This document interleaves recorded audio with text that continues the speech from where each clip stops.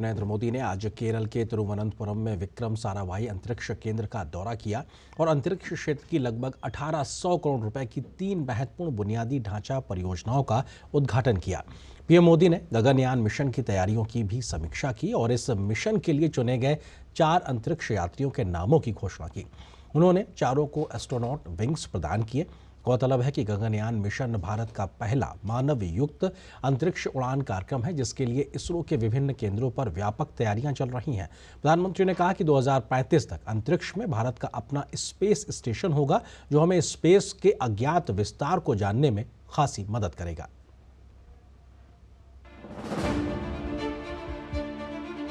Group captain Prashant Balakrishnan Nair, group captain Ajit Krishnan, group captain Angad Pratap, wing commander Shubhanshu Shukla.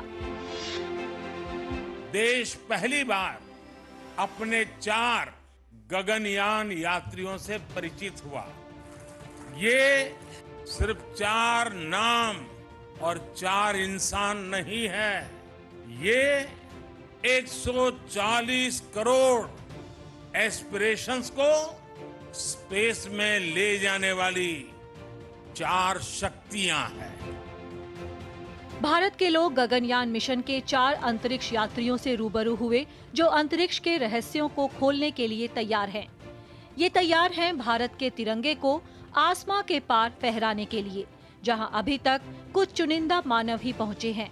आज देश को इन पर नाज है, लेकिन कुछ हिदायतें भी हैं जिनका पालन करने की अपील पीएम मोदी ने सभी से की। हम जितनी अनुकूलता करेंगे, मैं समझता हूं देश का सहयोग बहुत जरूरी है, मेरे मीडिया के साथियों का बहुत जरूरी है।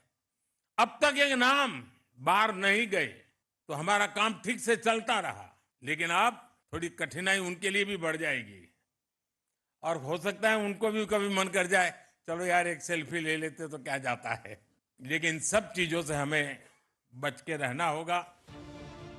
इससे पहले पीएम मोदी ने गगनयान के असेंबली क्षेत्र का दौरा किया, जहां उन्होंने अंतरिक्ष क्षेत्र से जुड़ी विभिन्न प्रौद्योगिकियों का अवलोकन किया। उन्होंने भारतीय अंतरिक्ष अनुसंधान संगठन द्वारा विकसित एक महिला ह्यूमैनॉइड अंतरिक्ष रोबोट से भी संवाद किया। मुझे जानकर बहुत अच्छा लगा कि गगनयान में यूज होने वाले ज्यादातर उपकरण मेड इन इंडिया है।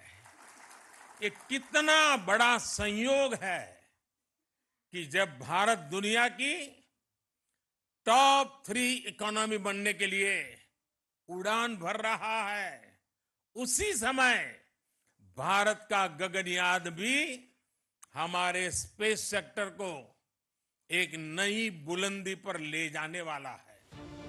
पीएम मोदी ने कहा कि 21वीं सदी का भारत आज दुनिया को अपने सामर्थ्य से चौंका रहा है। पिछले 10 वर्षों में लगभग 400 उपग्रह प्रक्षेपित किए गए, जबकि इससे पहले के 10 वर्षों में मात्र 33 उपग्रह ही लॉन्च किए गए। पीएम ने कहा कि देश के अंतरिक्ष क्षेत्र में नारी शक्ति को महत्व दिया गया है।